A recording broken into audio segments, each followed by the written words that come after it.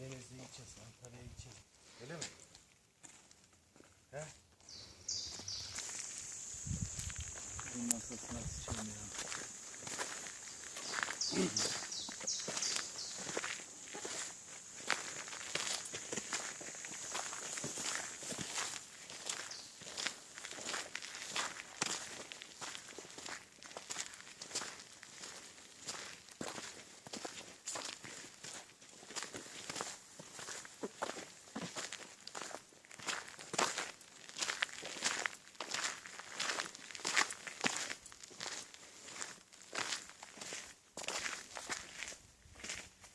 Bunlar nedir?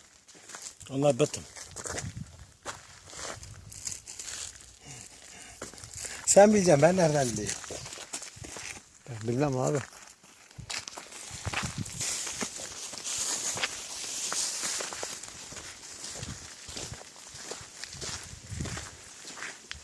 Sarmaşıklara bak nasıl ağacı sarmış. Canlı mı? Sen ne yapıyorsun? Video Video. çekiyorsun değil mi? İyi. Hı hı.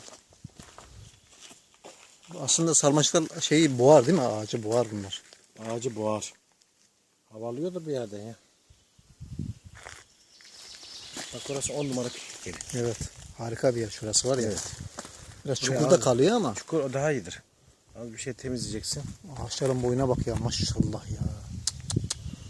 Burada kesim daha yapmamışlar. Kesime girmemişler. Burası hiç insan eli değmemiş gibi bir yer. Evet.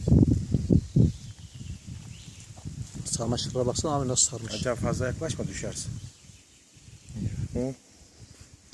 Şöyle.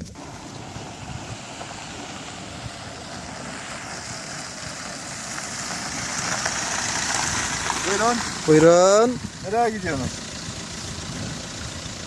Hadi canım. Ne tarafa? İstanbul kardeş. Hadi geliyor mu? Kullan.